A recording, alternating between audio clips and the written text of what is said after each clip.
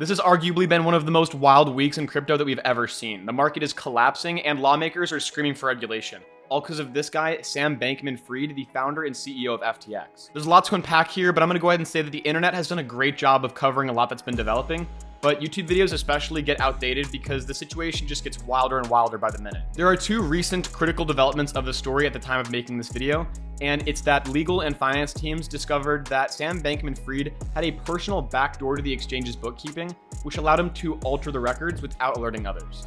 And the second is that there's $1 billion missing from the platform, even though trading and withdrawals were halted a while ago. This is a supposed hack that happened this past Friday night. Let's unpack everything that's happened so far. Over the last week, we've seen the second largest cryptocurrency exchange, FTX, melt down in one of the most devastating exchange scandals since Mt. Gox in 2014.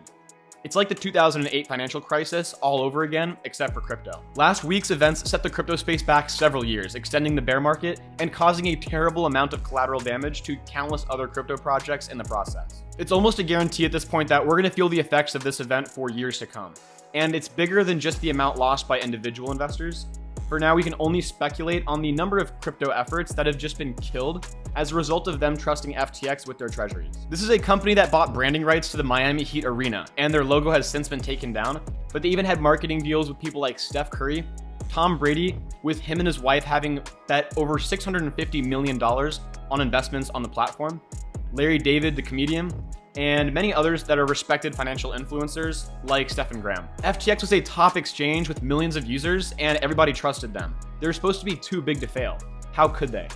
Well, let's take a look at the events that led up to this. It's important to know that before this all took place, Binance, the #1 largest cryptocurrency exchange, was an early investor in FTX, and they had a good relationship starting out. Once FTX became their serious rival after quickly growing to be a top exchange, their relationship got more tense, especially after SBF started pushing and lobbying for regulations that were definitely in his favor, would help further his company, and be at the expense of rivals like Binance. This led to more underlying problems over the last year, but recently manifested into what likely caused this entire chaos to start. And it was SBF commenting on CZ, the founder of Binance, poking at him that he could possibly not be allowed to visit DC to talk with regulators. This was the start of an ego battle that led to complete chaos. And it was not a wise move by SBF to make this comment, because last year Binance decided to sell their stake in the company and were bought out by FTX with a deal that would give them $2 billion in FTT tokens, which is their exchange token used to cover trading fees at a discount. That detail becomes very important, so remember, Binance now has $2 billion in FTX's token. Then there's Alameda Research, which is basically FTX's investment firm and market maker branch, which Sam Bankman-Fried started before launching FTX. Alameda had their balance sheets leaked, which exposed that they were vulnerable and illiquid.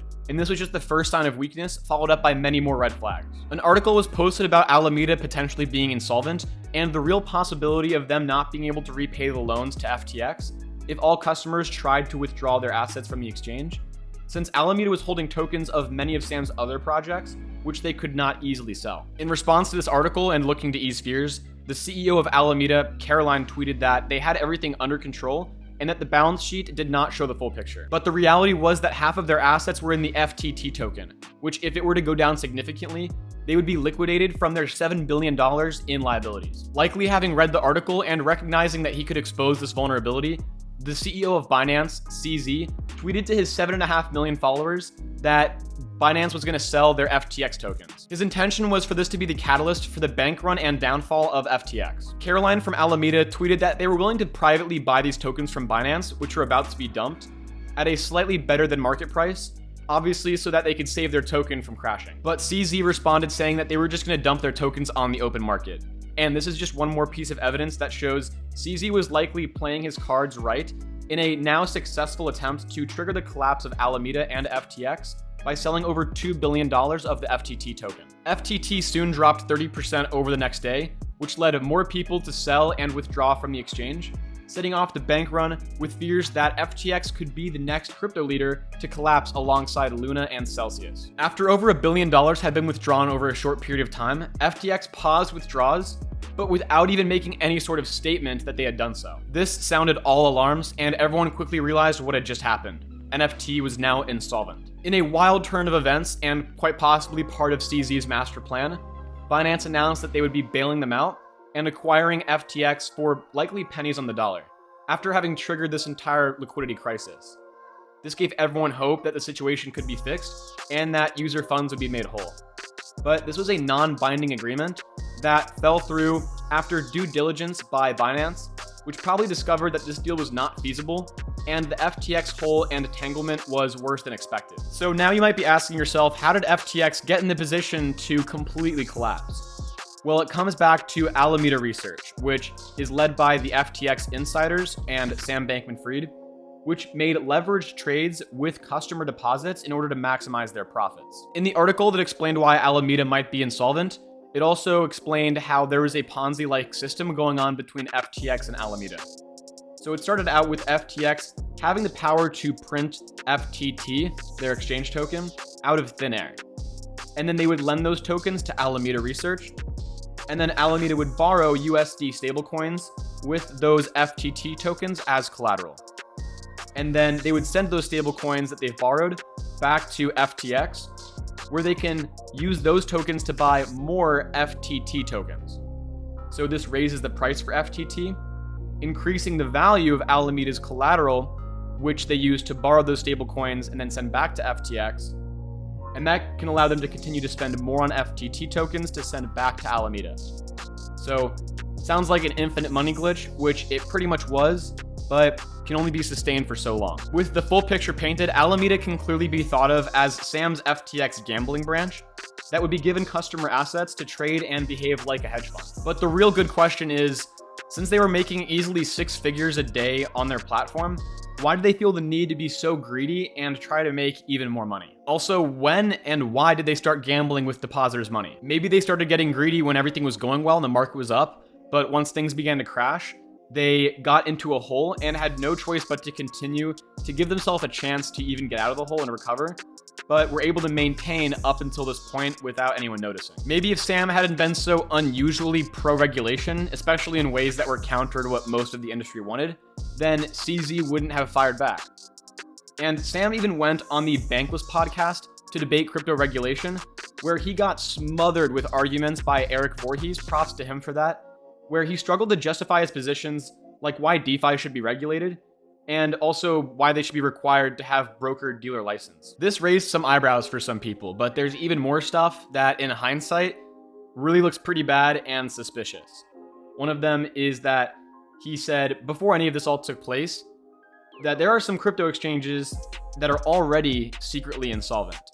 And it's funny that this was his centralized exchange secretly running a Ponzi that exclusively benefited himself, a guy who preached altruism, regulation, and transparency. There's so much hypocrisy and contradictions all over the place, it's hard to keep track. This guy SBF was considered by many to be a crypto hero.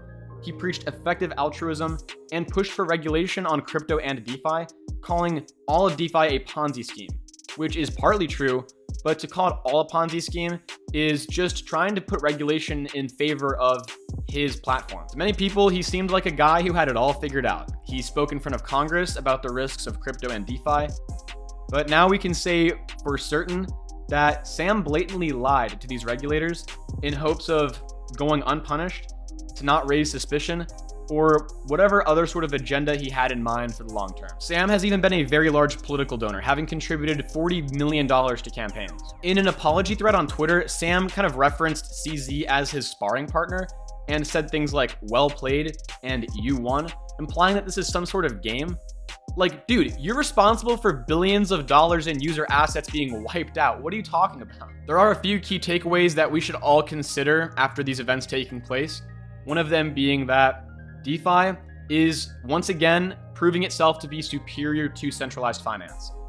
Despite all this happening through Luna, Celsius, all these other events that have taken place, and including this one, DeFi has continued to work, it liquidates as normal, and despite hacks happening that are a result of problems in the code is law, and it has always worked as such. The guarantees made have stayed the same ever since it has started. Over time and with further development, DeFi has continued to progress to become more easy to use, with more things to do, with an infrastructure that is more transparent and guaranteed through the use of blockchains and the code in smart contracts. As it continues to improve, there will be less to compromise on by using these decentralized systems, and there will be fewer excuses to use these centralized systems that will gradually become less and less respected, especially with more events like this. The lesson we seem to learn time and time again, and I'll imagine we'll continue to learn for the next many years, is not your keys, not your crypto. Really, to no one's surprise, now lawmakers are calling once again